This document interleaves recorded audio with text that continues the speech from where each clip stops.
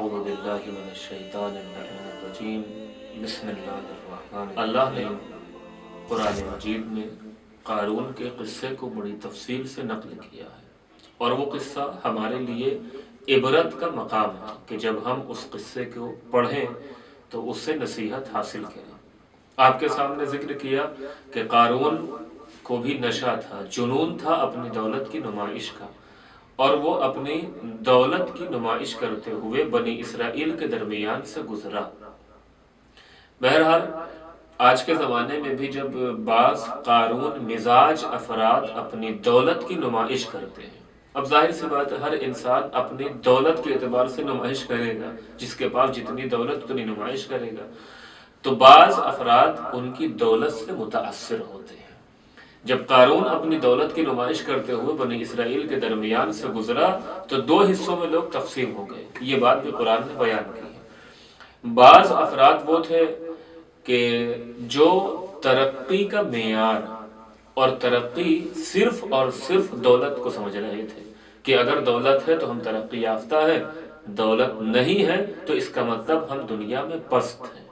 ایک مزاج ہے نا، اگر آپ کسی سے پوچھیں کہ ترقی یافتہ کون ہے تو بعض افراد ترقی کا معیار دولت کو قرار دیتے ہیں کہ جس کے پاس جتنی زیادہ دولت ہو وہ اتنا ترقی یافتہ ہے۔ لیکن آئیے قرآن سے پوچھتے ہیں کہ ترقی کا معیار کیا دولت ہے؟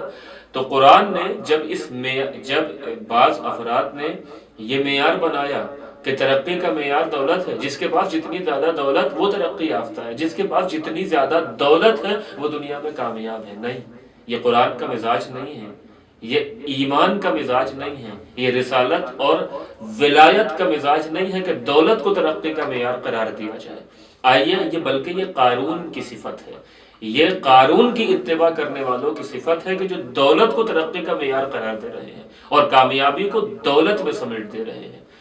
قارون جب اپنی دولت کی نمائش کرتے ہوئے نکلا تو دو حصوں میں لوگ تقسیم ہو گئے۔ ایک حصہ کون تھا؟ بعض افراد وہ تھے فخرج علی قومہ فی زینتہ قال الذین یریدون الحیاۃ الدنیا یا لیت لنا مثل ما اوتی قارون، یعنی قرآن کہتا ہے وہ افراد جو دنیا کے طلبگار تھے، جو دنیا میں غرق ہو چکے تھے، جن کی نظر میں دنیا ہی سب کچھ تھی، یعنی اگر میں اپنے لفظوں میں ترجمہ کروں، جو دنیا کی دولت کو ترقی اور کامیابی سمجھ رہے تھے، وہ فوراً قارون کے اس جاہ و جلال اور حشمت اور دولت کی نمائش کو دیکھ کر کہنے لگے کاش ہمیں بھی اتنا ہی عطا ہوتا جتنا قارون کو ملا ہے، جتنا قارون کے پاس ہے۔ اگر ہمارے پاس بھی ہوتا تو یہ ہماری بھی شان و شوکت یہی ہوتی۔ آج آپ نے دیکھا ہے دنیا میں بعض افراد کا مزاج ہے کہ نہیں ہے، جب کسی کے پاس گاڑی دیکھی تو فوراً دل میں کاش ہمارے پاس بھی یہ ہوتا، کسی کے پاس کوئی نعمت دیکھی کاش ہمارے پاس بھی یہ نعمت ہوتی۔ تو اس زمانے میں بھی قارون کے جاہ و جلال اور اس کے دولت کی نمائش کو دیکھ کر بعض افراد نے یہ تمنا کہ کاش ہمارے پاس بھی یہ دولت ہوتی، مگر یہ اس بات سے غافل ہے۔ بہرحال پہلے میں ایک بات ذکر کرتا چلوں، قرآن وہیں پہ آپ کو منع کرتا ہے، یہ سورہ طٰہٰ میں ارشاد ہوتا ہے اور سورہ حجر میں بھی آیت ہے لا تمدن عینیک الی ما متعنا بہ ازواجا منہم زہرۃ الحیاۃ الدنیا، کہ یعنی رسول سے خطاب ہے اور عموم ہے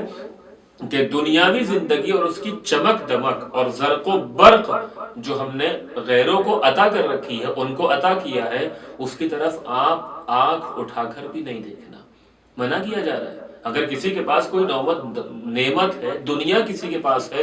دنیا کی زرق و برق اور دنیا کی نعمتوں سے مالا مال ہے، آپ کے پاس نہیں ہے، تو آپ اس کی دولت کی طرف نگاہ اٹھا کر نہیں دیکھیں، آپ بلکہ جو صیغہ استعمال کیا قرآن نے عربی گرامر کے اعتبار سے لا تمدن، یعنی دیر تک کسی چیز پر نگاہ جمائے رکھنا، ٹھیک ہے، اس کو اللہ نے دیا ہے، اگر اس نے کمایا ہے، بہرحال اگر حلال طریقے سے کمایا ہے تو نور علی نور، اس نے کمایا حلال راستوں میں صرف کر رہا ہے، آپ اس کی دولت کو دیکھ کر دیکھیں گے تو آپ کی اندر دنیا کی دلچسپی ہو جائے، دنیا کی طرف آپ کا دل مائل ہو جائے گا، اور جب مائل ہوگا تو آپ کے ذہن میں غلط خیال آنے لگیں گے، مجھے یہ کیوں دولت نہیں عطا ہوئی، اور ہو سکتا ہے آپ گناہ کے مرتکب ہو جائیں۔ بلکہ اللہ نے آگے کہا کہ ہم نے اگر ان کو یہ دولت دی ہے، دنیا کی چمک دمک، دنیا کی دولت ان کے پاس ہے، تو کیوں لنفتنہم، ہم نے دولت کے ذریعے ان کا امتحان لیا ہے۔ دولت کے ذریعے اللہ امتحان لیتا ہے، کبھی دولت لے کر امتحان لیتا ہے، کبھی دولت دے کر امتحان لیتا ہے. اور علماء کی تعبیر، بلکہ ائمہ کی تعبیر، دولت دے کر جو اللہ امتحان لیتا ہے وہ امتحان بڑا خطرناک ہوتا ہے. عموماً اس میں انسان قارون بن جاتا ہے، اور دنیا سے جب جاتا ہے تو قارون مزاج بن کے دنیا سے رخصت ہوتا ہے. لہذا دولت اگر کسی کو ملی ہے، بلکہ قرآن کے الفاظ ہے انما اموالکم و اولادکم فتنہ، یہ اولاد اور یہ اموال، یہ مال و دولت امتحان ہے. کیوں؟ اس لیے کہ انسان کہیں ایسا نہ ہو اگر کم ظرف ہے تو اپنے وجود سے باہر ہو جائے اور وہ حرکتیں کرنے لگے جو ایمان اور اسلام کے خلاف ہیں، جو اللہ کو پسند نہیں ہے. جیسا کہ قارون کے مزاج میں تھا، دولت ملی تو اسے کہا جائے دولت آزمائش ہے. اسی طریقے سے خدا اپنے خاص بندوں کا امتحان دولت کے ذریعے نہیں دیتا ہے، یہ دھیان رکھیے گا. اور مال اور دولت دنیا میں انسان کے لیے عذاب اور وبال جان بن سکتا ہے، جیسے قارون کے لیے وبال جان بن گیا. یہی مال اور دولت جو عیش و آرام کا سبب تھا، یہ وبال جان بن گیا. تو اسی طریقے سے مومن کو چاہیے کہ وہ دوسروں کی دولت کی طرف نگاہ اٹھا کر نہ دیکھے. تو قرآن کہتا ہے کہ بعض افراد وہ تھے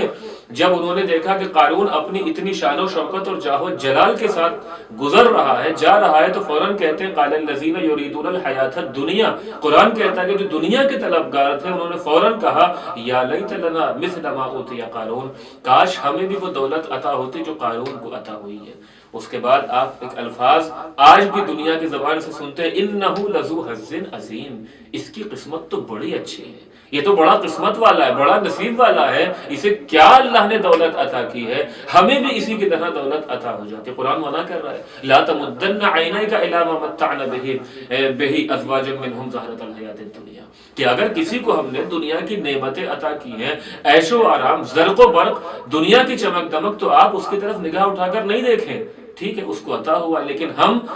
اگر دیکھیں گے تو گناہ کی طرف مرتکب ہو جائیں گے. تو قرآن کہتا ہے کہ جو دنیا کے دل دادا تھے، جو دنیا کو اپنا دل دے چکے تھے، جو ترقی کا معیار دولت سمجھ رہے تھے کہ سب کچھ دولت میں ہے، کامیاب کون ہے جس کے پاس دولت، ترقی یافتہ کون ہے جس کے پاس دولت ہو. تو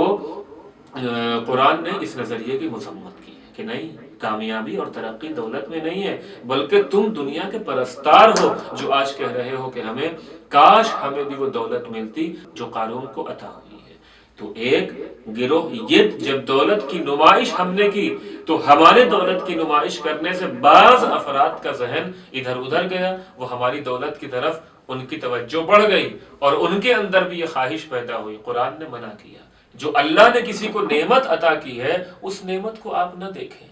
اس کی طرف آپ توجہ نہ دیں، بلکہ جو معنویات اور کمال اس کے اندر ہیں، کمال کو دیکھیں تاکہ اس کمال اور آخرت کے حصول میں آپ رشک کریں اور آپ کی آخرت کامیاب ہو، عاقبت بخیر ہو. أين المؤمل